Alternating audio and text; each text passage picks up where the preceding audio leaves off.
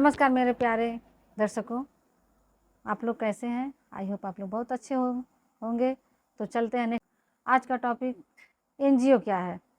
अगर आप समाज सेवा की भावना से कुछ करना चाहते हैं, आपके मन में कुछ ऐसी आवाज़ उठे कि लाइफ में हम तो बहुत कुछ कर रहे हैं लेकिन कुछ रह गया है, जैसे कुछ छूट रहा हो, अगर ऐसी कोई भावना हो तो जाहिर सी बात है आपको एक समाज सेवा का कार्य का एक कदम ज़रूर उठाना चाहिए। और इस कार्य को करने के लिए लीगल तौर से आपको एक एनजीओ की ज़रूरत पड़ती है। एक एनजीओ यानी नॉन गवर्नमेंट ऑर्गेनाइजेशन, जिसमें सरकार का कोई हस्तक्षेप नहीं होता है। हम कहते हैं कोई हस्तक्षेप नहीं होता है, बट आगे कुछ इसमें होते हैं सरकार का हस्तक्षेप, जो आप लोगों को आगे बताया जाएगा वीडियो में। और स्टार्टिंग में ऐसा कुछ सरकार का हस्तक्षेप नहीं होता है, जिसमें आप एनजीओ खोल सकते हैं और अपने समाज सेवा के कार्य को कर सकते हैं। उसमें कुछ रजिस्ट्रेशन का प्रोसेस होता है, जो अगले वीडियो में आप लोगों को ज़रूर मैं साझा करूंगी और उसके बारे में जानकारी देना चाहूँगी, क्योंकि स्टार्टिंग में मुझे भी बहुत भटकना पड़ा इस कार्य को करने के लिए। क्योंकि जब मैं समाज सेवा का कार्य स्टार्ट की तो पहले रजिस्ट्रेशन मेरा नहीं हुआ था। पहले मैं बस ऐसे ही अपने विचार को एक साकार रूप देने के लिए बस कार्य को करते जा रही थी। मुझे ऐसा कुछ नहीं पता था कि रजिस्ट्रेशन इसके लिए करवाया जाता है, एनजीओ बनाया जाता है, कुछ ऐसा कुछ नहीं पता था। फिर कुछ लोगों ने हमें एडवाइस किया, कुछ सीनियर लोगों ने भी मुझे सुझाव दिया कि आप रजिस्ट्रेशन करवा लो, आप एनजीओ बना लो, फिर आपका ये समाज सेवा का कार्य सार्थक हो जाएगा। तो बस उन जो कुछ ऐसे अनुभवी लोग और सीनियर लोगों ने जो हमें सुझाव दिया, उस पर गौर करते हुए हमने अपने समाज सेवा को कार्य को लीगल तौर से करने के लिए एक अपना एनजीओ बनाया, छोटा सा एनजीओ, उसे रजिस्ट्रेशन करवाया। एनजीओ बनाने के लिए सबसे पहले आपको समाज सेवा कार्य करने के लिए एक विचार, जो एक थिंकिंग आपकी जो उठती है ना, उसको पहले आप एक सब्जेक्ट चुनें। उसमें आप अपने अगल बगल के एरिया को देखें, आप किसके लिए कार्य करना चाह रहे हैं। आप गरीब अनाथ बच्चों के लिए कार्य करना चाह रहे हैं, या फिर कोई झुग्गी झोपड़ी में रहने वाले बच्चों के लिए कार्य करना चाह रहे हैं, महिलाओं के लिए कार्य करना है। महिलाओं के लिए जैसे बहुत तरह का कार्य हो सकता है, उन्हें आत्मनिर्भर बनाने का, उनके स्वास्थ्य पे लेकर, उनको आत्मसम्मान की बातों को लेकर कई सब्जेक्ट ऐसे होते हैं। उसमें आपको वृद्धाओं के लिए कार्य करना है। बहुत ऐसे वृद्ध माएँ और मतलब कुछ ऐसे होते हैं जो पुरुष लोग भी छोड़ देते हैं कुछ बच्चे अपने माँ बाप को, जिनको वृद्धावस्था में जिस समय उन्हें अपने बच्चों की ज़रूरत होती है, उन्हें अकेले ही ऐसे बेसहारा छोड़ देते हैं। कुछ लोग तो ऐसे ही इतने छोटे बुद्धि के होते हैं, इतने छोटे मानसिकता के होते हैं कि उनको घर से ही निकाल देते हैं। मतलब इस तरह के सब्जेक्ट को आप देख सकते हैं। या फिर कोई मतलब घर अपने आसपास के एरिया में कुछ ऐसे देखें जो बेसहारा, गरीब, असहाय, या फिर कोई मतलब बेरोजगार हो, मतलब इस तरह कुछ चुटपुट ऐसे ही कुछ समस्याएं जो सामाजिक होती हैं, उस पर आप कार्य कर सकते हैं। या फिर जैसे कि कोई प्राकृतिक आपदा वगैरह हो उसमें, या फिर मान लीजिए डिजास्टर जिसको बोलते हैं, डिजास्टर प्राकृतिक आपदा, उस पर भी आप कार्य कर सकते हैं। जैसे उस समय अनुसार, जैसे गर्मी का सीज़न हुआ, लू का उसमें प्रॉब्लम होता है उसमें भी, और ठंडक का तो आप लोगों को पता ही है, उसमें गर्म कपड़े और थोड़ा कंबल वगैरह ये सब वितरण होते रहते हैं। गरीब झुग्गी झोपड़ियों में वहाँ पे जाके कंबल वगैरह उन्हीं कपड़े दिए जाते हैं। जैसे कि बरसात के सीज़न में बहुत ऐसे गरीब घरों के लोग होते हैं, जैसे उनके घरों से जो पानी टपकना और पानी भरना और दीवारें गिर जाना, बहुत सी ऐसी समस्याएं होती हैं। तो इस तरह से हम अपने आसपास के एरिए से बहुत कुछ समस्याओं को देखते रहते हैं और मन में होता भी है कि काश हम इनके लिए कुछ कर पाते हैं। कुछ ऐसी समस्याओं को लेकर आप एक दो समस्याएं ऐसी आप चुन सकते हैं जिस विषयों पे आप कार्य करना चाहते हो। तो इसको आप करके आप समाज सेवा का कार्य अपना साकार रूप लीगल तौर से दे सकते हैं। इसको करने के लिए आपको पैसों की भी ज़रूरत होती है। कुछ मतलब एक अपना टीम भी बनाना ज़रूरी होता है, कुछ मेंबर की भी ज़रूरत होती है।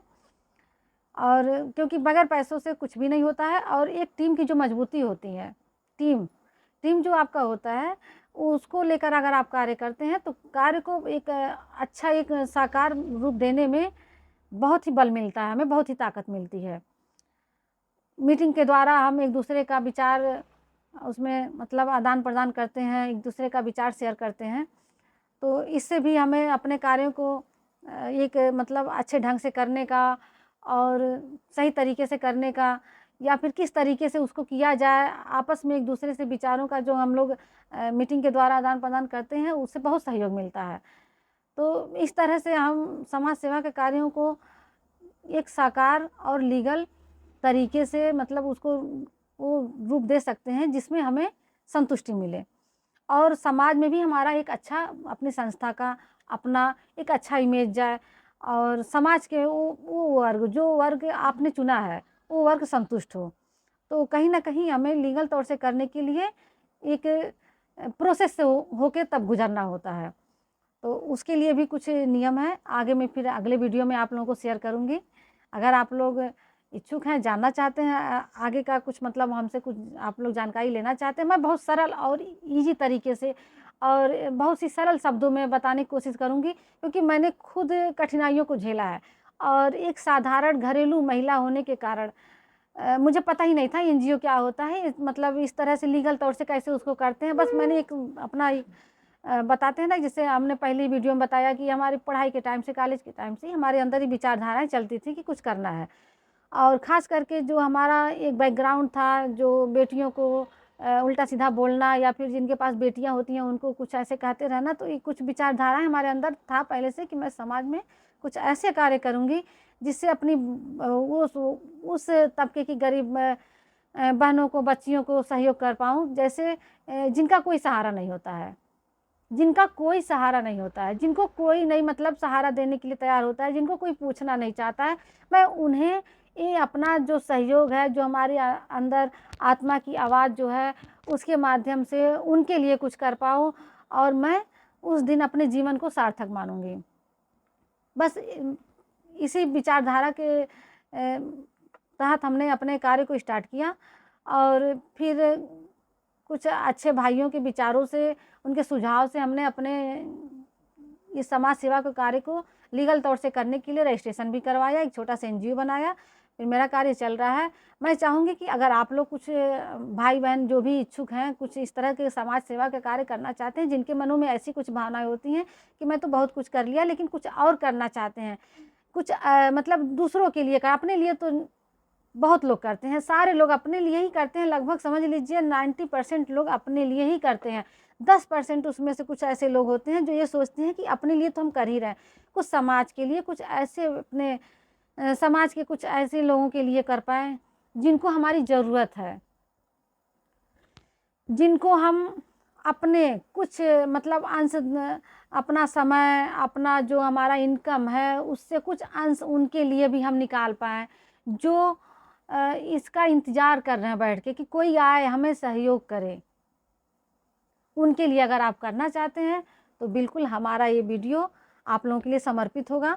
अगर कोई भी सवाल है, कोई भी क्वेश्चन है तो प्लीज़ कमेंट में ज़रूर उसे बताएं और मेरे वीडियो को आप लोग सब्सक्राइब करें, लाइक करें और अगर हो सके जिसको ज़रूरत हो उसे शेयर भी करें और पूरी तरह सपोर्ट करें, ताकि एक साधारण गृहिणी, जो एक साधारण महिला, जिसने एक साधारण महिला होने के बावजूद भी, एक ऐसे बैकग्राउंड से होने के बावजूद भी जहाँ से निकलना बहुत ही कठिन था और उसने पैर निकाला समाज में और समाज के लिए उसने जो भी किया, आज हमारे लिए, हमारे उस समाज के लिए जो भी हमने किया, शायद होगा, बहुत होगा, लेकिन हम ऐसा मानते हैं कि अभी हमें बहुत कुछ करना है, हमें बहुत कुछ करना है और भी आगे करना है।